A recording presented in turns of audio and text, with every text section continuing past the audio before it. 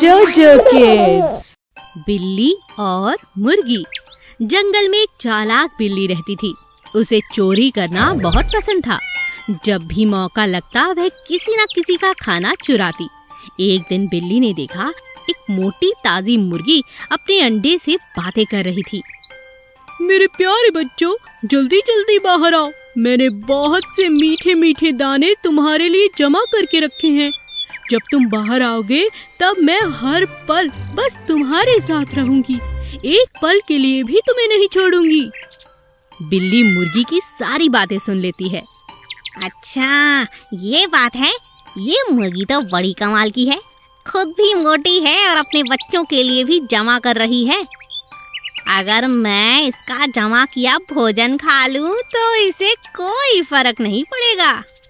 बिल्ली ने मुर्गी पर पूरा दिन नजर रखी और मौका मिलते ही सारे दाने खाने के लिए वहां पहुंची। मुर्गी बहुत समझदार थी। उसने पहले से ही अपने जमा किए अनाज के थैले को आसपास छोटे छोटे गुलाब के फूल के कांटों से ढक कर रखा था, जिससे उसके अनाज को अगर कोई चुराए तो उसे कांटा चुभ जाए। और ऐसा ही हुआ। बिल्ली के वहां पहुंचते ही उसे बहुत से कांटे चुभ गए और वह जोर जोर से रोने लगी। अरे बचाओ बचाओ बचाओ, कोई मेरी मदद करो। मेरे पैरों में कांटे, इतने सारे कांटे। हे भगवान, कोई है, कोई है। तभी कुछ देर बाद मुर्गी आई और जोर जोर से हंसने लगी। अच्छा, तो तुम मेरे बच्चों के दाने चुराने वाली थी। अच्छा हुआ तुम्हें तुम्हारे किए की सजा मिल गई। आज के बाद कभी खाना मत चुराना, समझी? हाँ, नहीं चुराऊंगी। पर अब तुम ताने मारना छोड़ो और ये कांटे बाहर निकालो। मैं चल नहीं पा रही हूँ। मुर्गी ने बिल्ली के पैर से सारे कांटे निकाल दिए और कहा, सुनो बिल्ली, खुद परिश्रम करके खाना खाओ तो कभी पछताना नहीं पड़ेगा। ठीक है, मैं समझ गई। देखो देखो, तुम्हारे अंडों में से बच्चे बाहर आ रहे हैं। चलो इनका स्वागत करें। दोनों मिलकर नन्हे नन्हे अंडों से जो बच्चे आ रहे थे उनका तालियां बजाकर स्वागत करती हैं। मुर्गी और खरगोश। एक दिन खरगोश एक खेत में गया और बड़े मजे से गाजर खाने लगा। तभी उसे एक आवाज सुनाई दी। बचाओ बचाओ। ये कैसी आवाज है? बचाओ बचाओ, कोई है, मेरी मदद करो। अरे, ये तो मुर्गी की आवाज है। जरूर मुर्गी किसी मुसीबत में है। खरगोश ने पूरे खेत में देखा, उसे मुर्गी नहीं दिखी। फिर खरगोश ने पेड़ और उसके आगे पीछे देखना शुरू किया, मगर मुर्गी कहीं भी नजर नहीं आई। फिर खरगोश परेशान होकर पेड़ की छांव में थक कर बैठ गया। अरे, कहाँ खोजूं? समझ नहीं आ रहा। ये आवाज कहाँ से आ रही है? क्यों ना मैं भी आवाज लगाकर पूछूं और उस जगह आवाज के सहारे पहुंच जाऊं। मुर्गी दोस्त, क्या हुआ? मैं हूँ खरगोश। बताओ, तुम कहाँ हो? मैं तुम्हारी मदद करना चाहता हूँ। अच्छा खरगोश, जल्दी आओ जल्दी आओ। मैं दो पेड़ों के बीच में फंस चुकी हूँ। ये पेड़ टूटे हुए हैं और मैं इनके बीच में फंस चुकी हूँ। खरगोश ने आवाज का पीछा किया और पाया कि सच में मुर्गी दो बड़े बड़े पेड़ों में बुरी तरह फंस चुकी थी।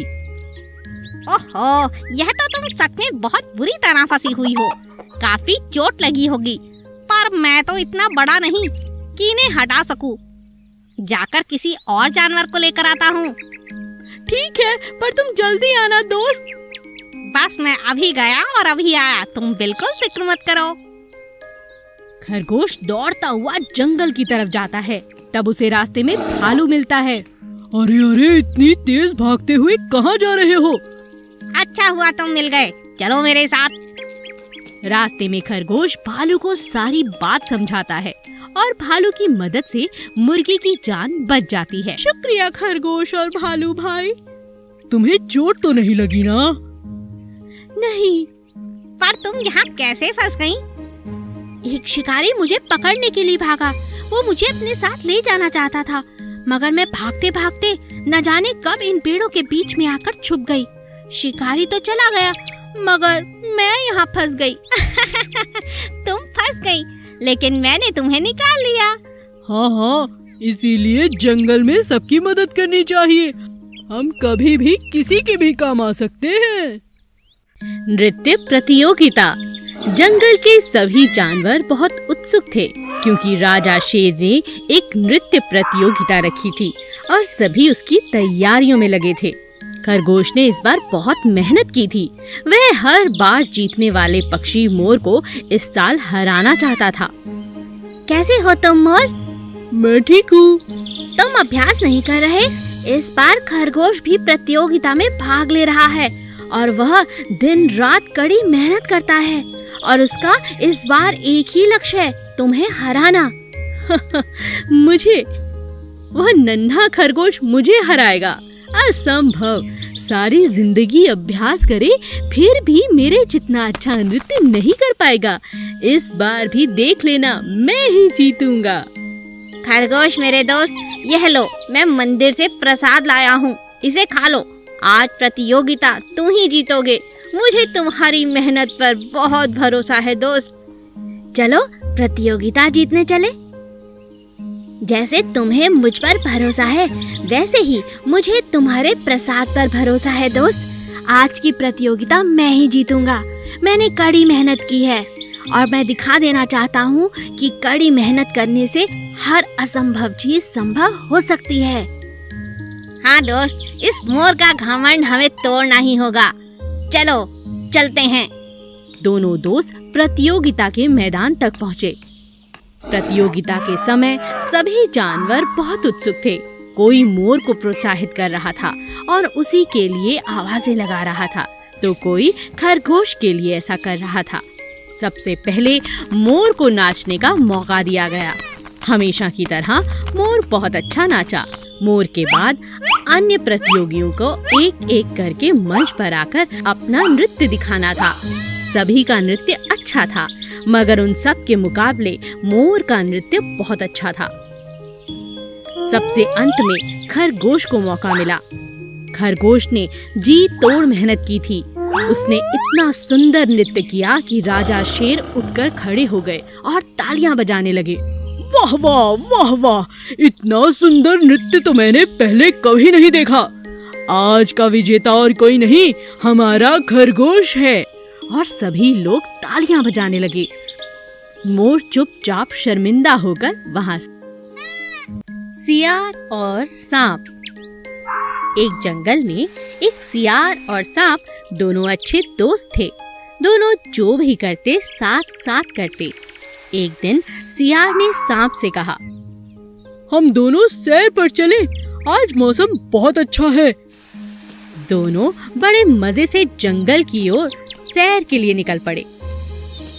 सियार ने रास्ते में पड़ी हुई एक बीन देखी। अरे ये क्या है?